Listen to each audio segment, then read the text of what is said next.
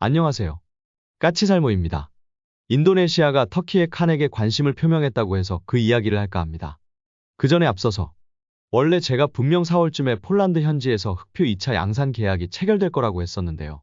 지금이 4월인데 여전히 2차 계약 체결 소식은 들리지 않고 있죠. 최근에 나오는 소식에 따르면 이제는 잘하면 5월에 계약을 체결할 거라는 이야기가 나오고 있습니다. 그럼 왜 자꾸 계약이 미루어지는 것일까요? 우선 처음에는 작년에 계약을 한다고 했다가 그 다음에는 3월에 계약한다고 했다가 또 4월로 연기되고 또 연기되는 건데요.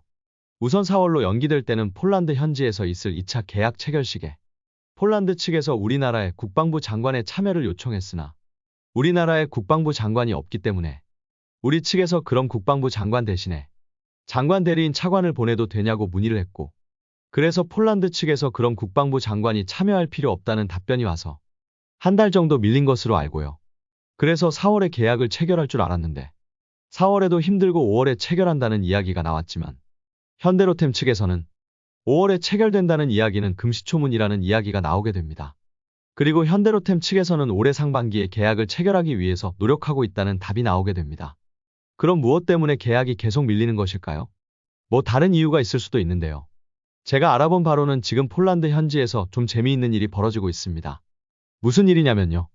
여러분도 알겠지만 원래 흑표 2차부는 폴란드의 요구 조건을 반영해서 새로 개발하는 흑표 피해를 생산하려다가 폴란드 현지에서 흑표 전차의 생산을 담당하는 PGG가 흑표의 가격을 대당 500억 이상을 요구함으로 인해서 폴란드 정부는 2차분의 생산의 대부분을 전부 1차의 우리 현대 로템이 우리나라에서 생산해서 공급하고 있는 흑표 GF로 도입하기로 합니다.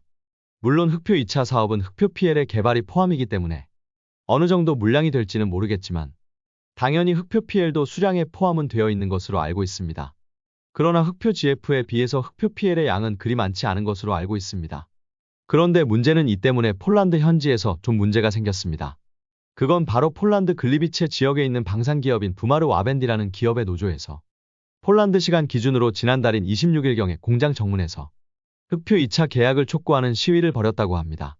이 회사가 어떤 회사냐면 폴란드 방산회사인 PGG가 지분의 85%를 가지고 있는 회사로 현재는 바로 폴란드의 레오파르트2 전차를 레오파르트2 PL로 개조하는 작업을 담당하고 있는 회사입니다.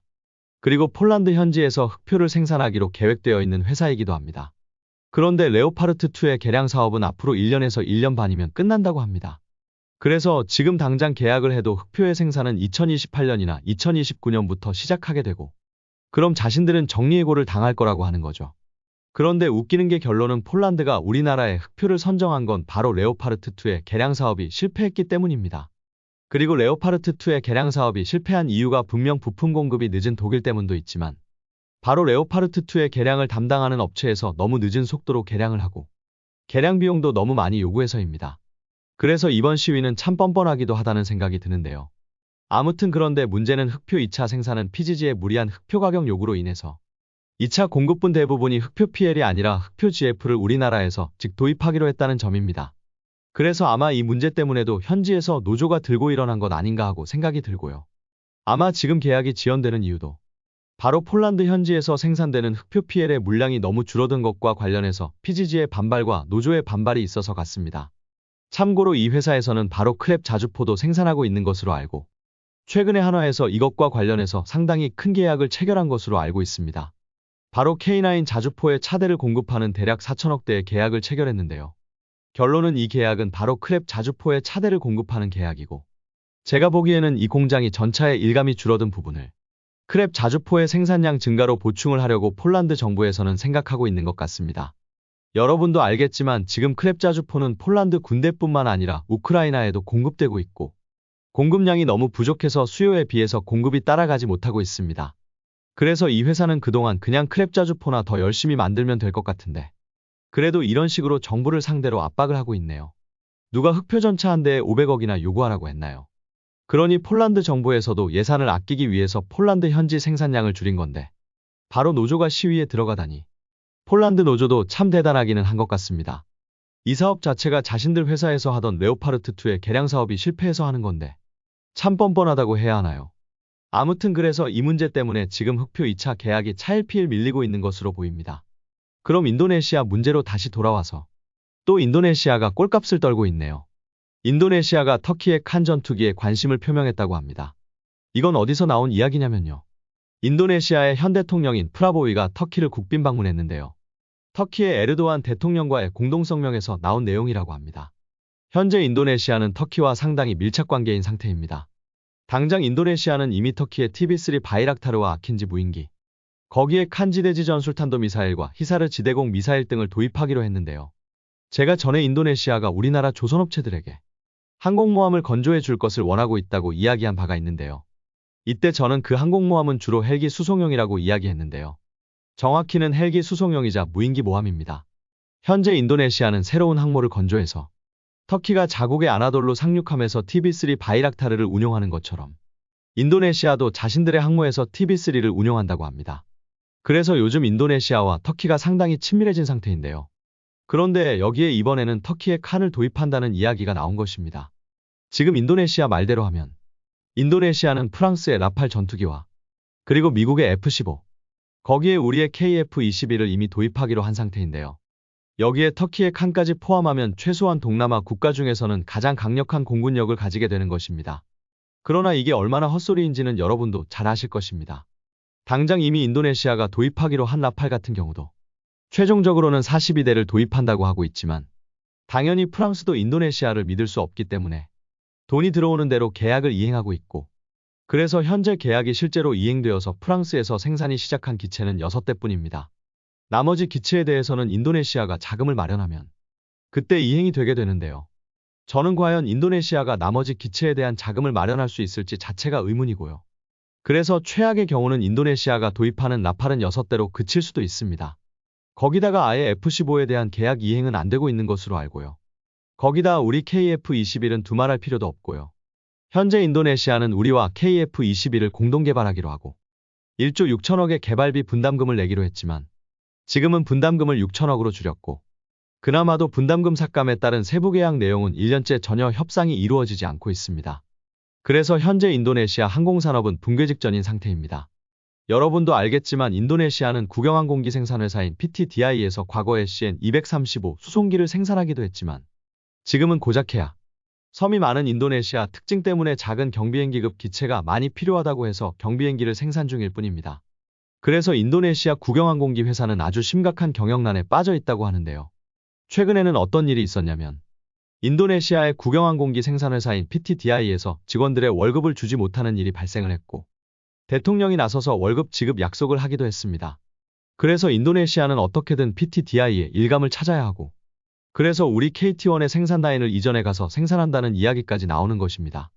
그런데 문제는 지금은 당연히 우리나라에서 KF-21의 초도 양산에 들어갔기 때문에 당연히 우리와 같이 공동으로 KF-21을 현지 생산하기로 했던 인도네시아도 KF-21을 생산하기 위해 준비를 해야 합니다. 그런데 분명 인도네시아도 KF-21의 생산 준비에 들어갔지만 이게 제대로 준비가 안 되고 있는 것으로 알고 있습니다. 그러나 준비가 안 되는 이유는 저는 정확히는 모르고요. 돈이 없어서인 건지 아니면 우리와의 세부 협상이 끝나지 않아서인지는 모르겠지만 아무튼 현재는 인도네시아의 KF-21 양산 준비가 제대로 이루어지지 않고 있습니다. 이런 상황에서 여기에 터키의 칸을 도입한다고요? 그게 가능한 일일까요? 이번에도 우리의 KF-21처럼 칸의 개발에 공동 참여하겠다는 것일까요? 아마 제가 이런 이야기를 하면 당연히 많은 분들이 인도네시아가 우리나라의 KF-21의 기술을 빼내서 터키에게 전달하는 것 아니냐고 걱정을 하실 분들이 있을 텐데요. 기술을 빼내려고 해도 뭔가를 알아야지 기술을 빼내겠죠. 결론은 인도네시아 기술자 중에는 그 정도 되는 기술자도 없습니다.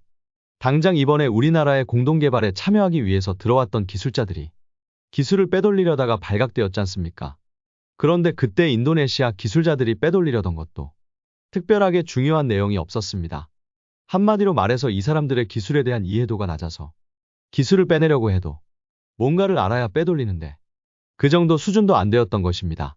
그렇기에 웃기지만 인도네시아가 터키에게 우리의 KF-21의 기술을 빼돌리기도 힘들고요.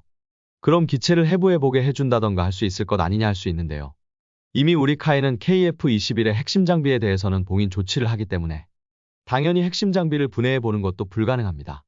그래서 아예 인도네시아가 터키에 우리 기술을 못 넘기지는 않겠지만 그게 얼마나 중요한 기술일 것이냐에 대해서는 그다지 중요한 기술은 넘기지 못할 겁니다. 그리고 당연하지만 현실적으로 터키의 칸은 정상적으로 개발될 거라고 보는 서방 전문가들은 거의 없습니다. 웃기는 게 터키는 기술력은 우리나라보다 더 낮으면서 칸의 국산화율은 우리 KF-21보다 더 높게 잡고 있습니다. 그래서 심지어는 엔진까지도 직접 개발한다고 하고 있는데요. 문제는 일이 낮은 기술 수준에서 이렇게 높은 국산화율을 달성하려면 엄청나게 많은 개발비가 들어갑니다. 우리가 KF-21을 개발하는데 8조 원이 들었는데요. 아마 터키가 칸을 개발하기 위해서는 못해도 20조 이상은 들어갈 것입니다. 그런데 문제는 터키는 이 자금을 마련할 방법을 단 한 번도 제시하지 못했습니다. 당장 엔진을 개발하기 위해서는 해외에서 기술 이전을 받아야 하는데 이게 다 돈입니다. 당연히 공짜가 아니죠. 그런데 이 돈을 어디서 날 거냐는 겁니다. 그래서 지금 터키는 다방면으로 자금을 대줄 자금줄을 찾고 있는데요. 사우디 등 몇 나라들이 립서비스로 개발되면 100대를 도입한다는 이야기만 할 뿐 정작 자금을 지원하겠다는 나라는 한 군데도 없습니다.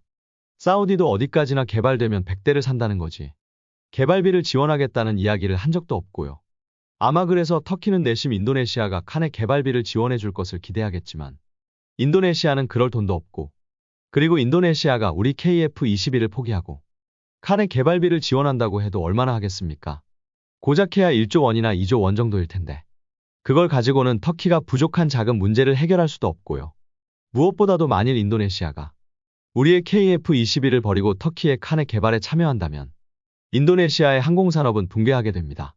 앞에서 이야기한 것처럼 지금 인도네시아 국영항공기 제작사는 고작해야 경비행기나 만들어서 연명하고 있고 심지어는 직원들에 대한 월급까지도 제대로 주지 못하고 있습니다. 그런데 이 상태에서 당장 KF-21의 생산에 들어가지 않고 다시 칸이 개발될 때까지 기다리란다면 인도네시아의 국영항공기 회사는 어떻게 되겠습니까? 뭐 말할 것도 없이 망하는 거죠. 그래서 인도네시아 입장에서도 KF-21에서 칸으로 갈아탄다는 건 있을 수도 없는 일입니다. 아마 이번 일도 인도네시아 대통령의 립서비스이거나 아니면 실제로 프라보이가 투자에 나선다면 인도네시아 실무진들이 극렬히 반대를 하겠죠.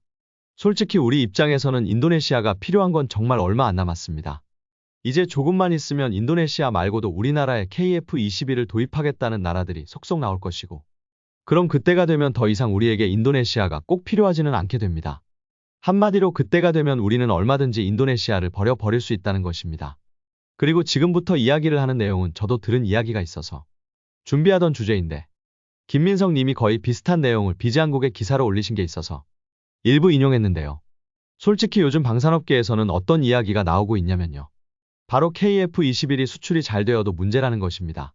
현재 우리나라는 KF-21 블록1 40대를 2026년부터 양산하고 블록2 80대를 2028년부터 2032년까지 양산할 생각이었습니다.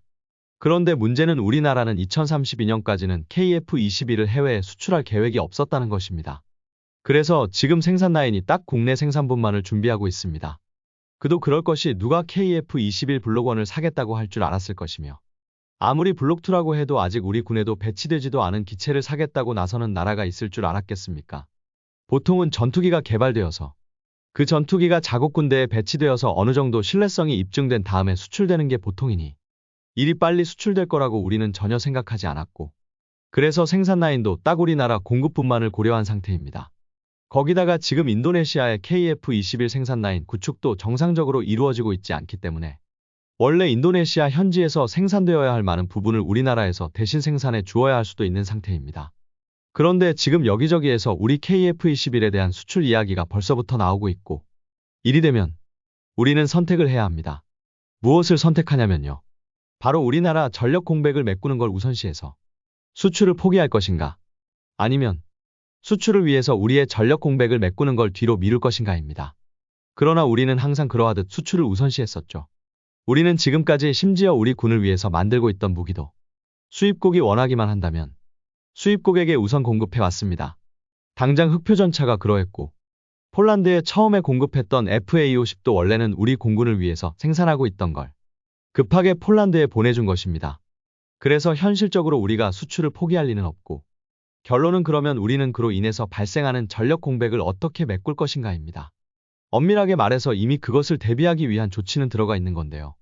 당장 원래라면 KF-21 블록2로 교체 예정이었던 F-16PB의 수명 연장을 통해서 우리 군의 KF-21의 공급이 늦어진다고 해도 전력 공백을 메꿀 수 있는 최소한의 조치를 하기도 했습니다. 물론 KF-21의 수출이 이루어진다고 해서 아예 우리 공군에 대한 KF-21의 공급을 중단하고 생산되는 KF-21의 생산 물량을 전부 수출하지는 않을 것이고 일부는 수출하고 일부는 우리 공군에 배치될 것입니다. 그러나 확실한 건 어찌되었든 우리의 KF-21이 수출되면 우리 공군의 2032년까지 120대의 KF-21이 전부 배치되지는 못할 것이라는 점입니다. 여기다가 인도네시아가 자국에서 생산하기로 했던 48대의 생산 준비까지 제대로 못하고 있어서 이 물량도 우리가 생산해야 할 수도 있고요. 그래서 분명 전력 공백은 생기게 될 것입니다. 솔직히 지금에 와서 이야기하는 거지만 이것에 대한 책임의 일부는 KIDA에 있습니다. 결론은 우리는 KF-21 블록1을 40대를 생산할 생각이었지만 KIDA는 초도 생산을 20대씩 나누어서 생산하게 했고 그 덕에 우리의 KF-21 생산 라인의 안정화가 더 늦어지게 되었습니다. 특히 부품 공급의 안정화가 늦어진 것으로 알고 있습니다. 그래서 지금 현재 우리의 KF-21의 생산 라인의 안정화가 더 늦어지게 되었고 이런 상태에서 수출 오더가 들어오면 그에 대한 생산량 증가도 늦어질 수밖에는 없게 되었습니다. 그렇기 때문에 KIDA의 요구에 의해서 초도 생산이 20대로 줄어든 건 지금 한참 KF-21의 수출 이야기가 벌써부터 나오고 있는 시점에서는 정말로 뼈아픈 실책이라고 생각을 합니다. 아무튼 그래서 전력 공백을 메꾼다는 점에서는 KF-21의 수출이 잘 되는 것도 썩 달가운 소식은 아니라고 할 수 있습니다. 그리고 인도네시아가 참 꼴값한다고 이야기 안 할 수가 없네요. 결론은 인도네시아는 우리와의 계약도 제대로 이행 못하고 심지어는 지금은 KF-21의 생산 라인 구성도 제대로 안 되어서 우리가 대신 생산해 줘야 할 판인데 이런 상태에서 터키의 칸에 관심을 가진다는 게 정말 꼴값한다고 밖에는 말 못하겠네요. 이상 영상 봐주셔서 감사합니다.